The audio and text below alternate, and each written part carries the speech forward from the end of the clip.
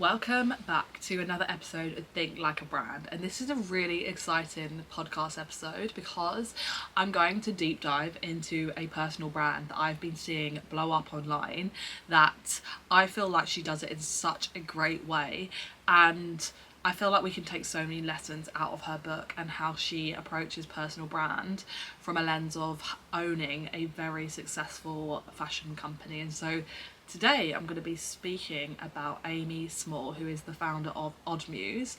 And Muse is a fashion brand for women. And Muse is a fashion brand that really focuses on timeless and that minimalistic style, yet all of their pieces are very elegant and luxury and high-end. A little bit of a research on her, and she came from a background where she used to work at ASOS and she used to do fashion there, and so she'd come from a fashion buyer role at ASOS, and she'd done all of this under the age of 30, and then she left there and then she started Muse. She started a shop in Covent Garden, she made it to Forbes under 30, and now her fashion brand is worth over 7 figures, which is just absolutely incredible. And it's a brand that I have always known about, but over the last year in particular I have seen really evolve, and it's come from a place of loving the personal brand behind the founder and how she's like really raw and honest within her TikToks and within her Instagram videos, and how she shares what's actually going on in her life as a female business owner at that age.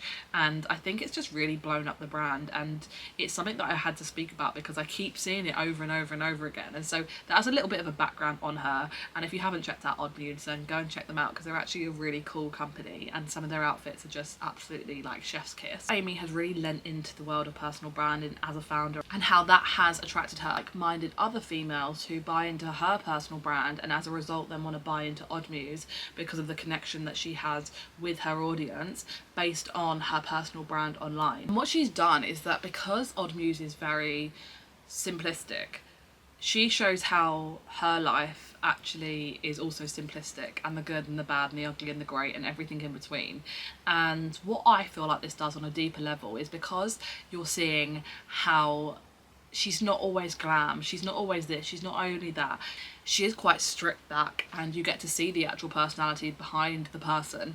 And this is also what you get when you go onto their website, and you get to see this through their visual brand with just the black and the white. You get to see this through their actual items of clothes because it's very simple. There's not like tons of colour going on, it's just very one colour. There's not even a lot of like texture going on, it's just what you see. And that's what I love, because the founder and the personal brand behind her and how she's showing up as also connects to what the items are and how they make people feel when they wear them, and what the brand is about from a visual lens of like when you go on their website or you go on their Instagram and what you see, and it matches up really, really well. It's not like Amy comes online and she's a complete different person to then what the clothes give off.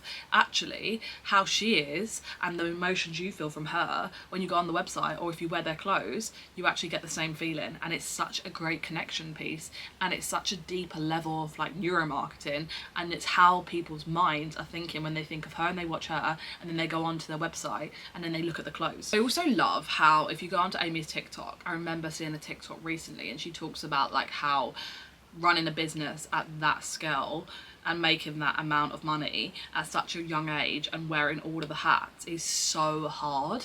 And she had like a full-on breakdown on TikTok, and I actually loved it because it allows you to see really how it's not easy and how everyone has to go through that in order to get to their next level. And I remember seeing Stephen Bartlett commented on it and said like, reach out to me anytime if you want some help because I've been where you are. And so many people were commenting on that video saying thank you for showing us what actually goes into running a business from the offline world and the online world. Like, thank you for being honest. And that's what the online world wants to see a little bit more of, is when you are growing your brand, especially online, how can you show your audience that it's not always rainbows and sunshine? How can you bring your audience with you on that journey, not from a lens of like I want you to feel sorry for me, but actually from a lens of this is really hard right now and I'm actually going to get through it, and I know I will. And when I do get through it, you're going to see me get through it, and when they see you get through it, that journey that you have just taken them on is just absolutely incredible, because they have really bought into your personal brand and your evolution. And so when you go from that to that, when you get to the other side, because you always will, they are going to be obsessed with you because you have gone first and you have shown them, like, I am brave enough, I am strong enough to get to the other side of this.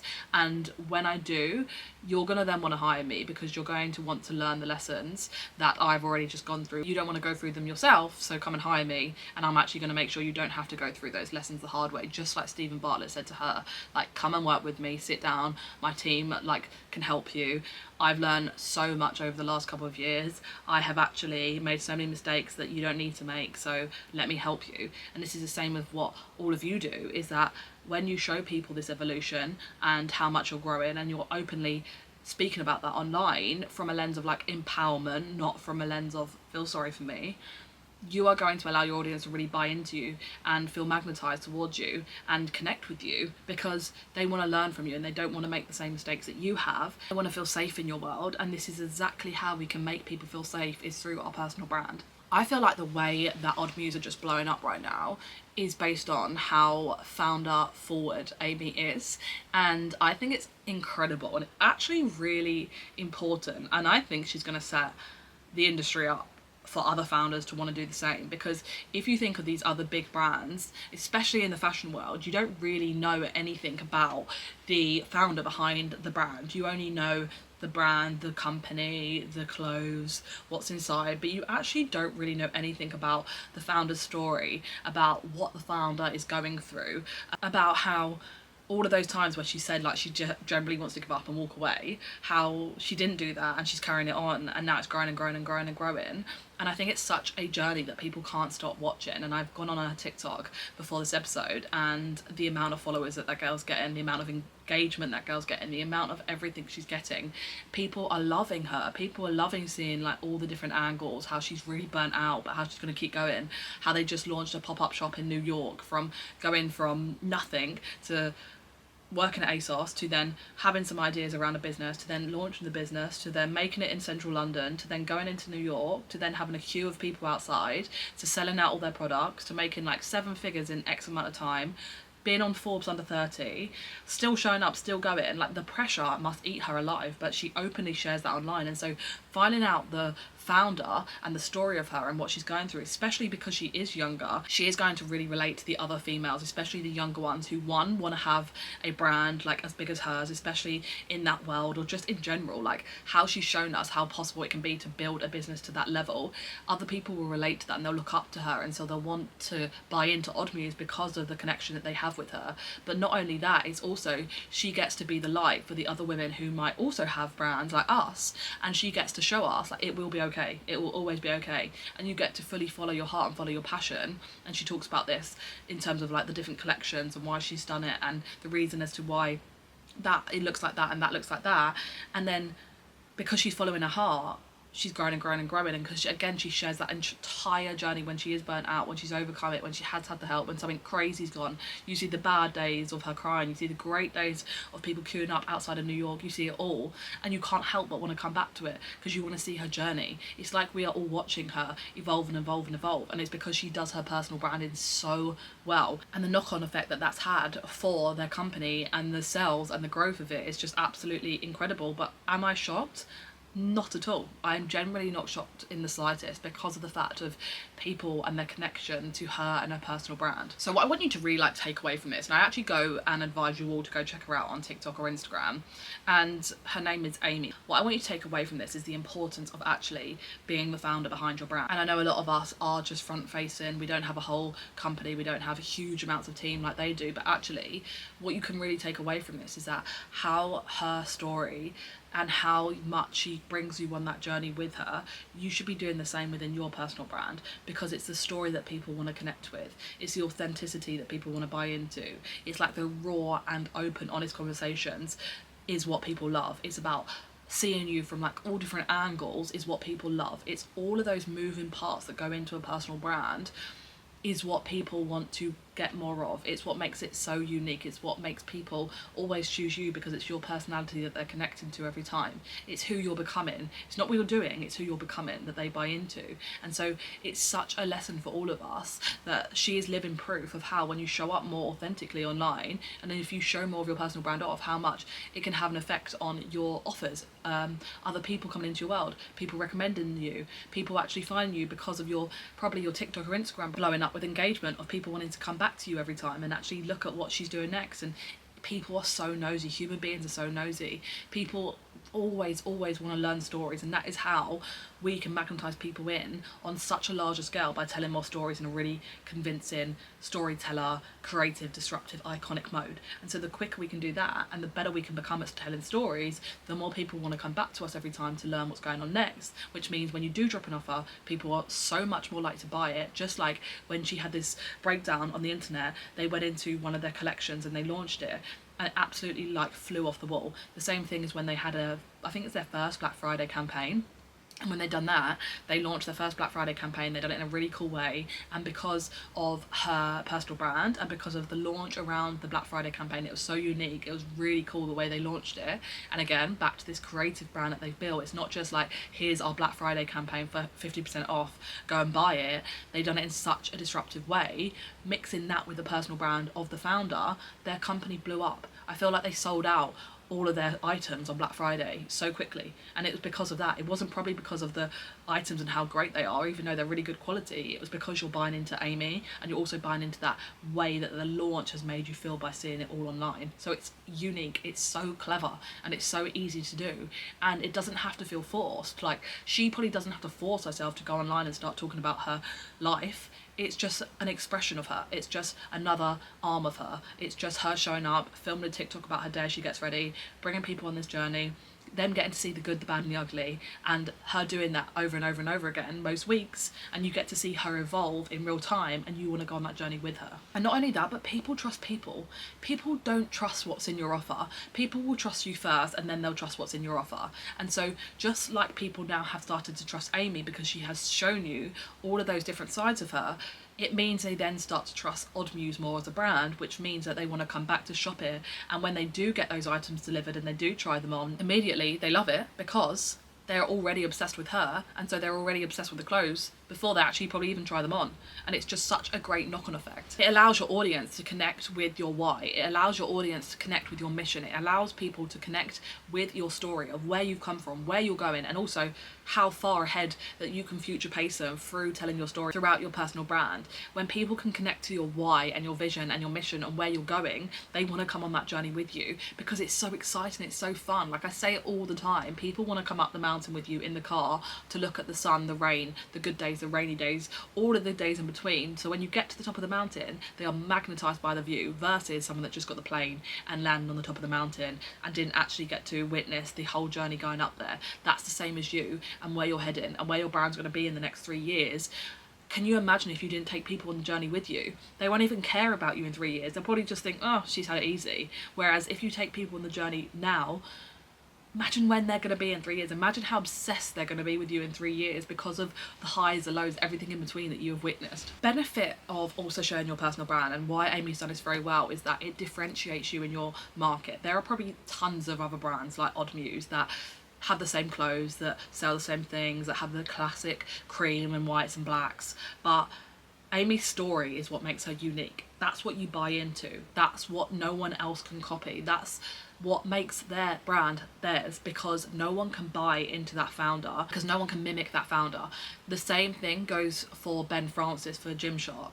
Ben Francis's brand story is so unique, where he started Gymshark from his garden or his shed, whatever it was, or his garage, and he started printing those tops, and now look, they've got one of the top spots in Regent Street. Their brand is so well known all around the world. It is like worth absolute multi-millions, and no one can copy that founder's story, and it's so unique, and that's what people buy into. And this is why when you start to storytell your brand story better and you start to show people more of that personal brand, that's what what they'll buy into. They'll buy into, oh, that's so and so with that story, and she's come from here to there, and over the last couple of months she's had this, this and this happen. And by you showing more of that off, people will buy into that, and that's what no one can mimic, and that's what differentiates you in your market. If there's 10 mindset coaches, the one that you're going to buy into is the one that can tell the better story. The same thing goes for when Ben Francis now, I think he's on like his 3rd child, he showcases him becoming a dad. You're buying into that more, which means you trust Gymshark more, and it all gets that knock-on effect. And it's so important for you to have this land with you now, because especially when we are that smaller business owner, we actually don't have a huge amount of team or a company that people can recommend as much right now, not in the next couple of years, right now.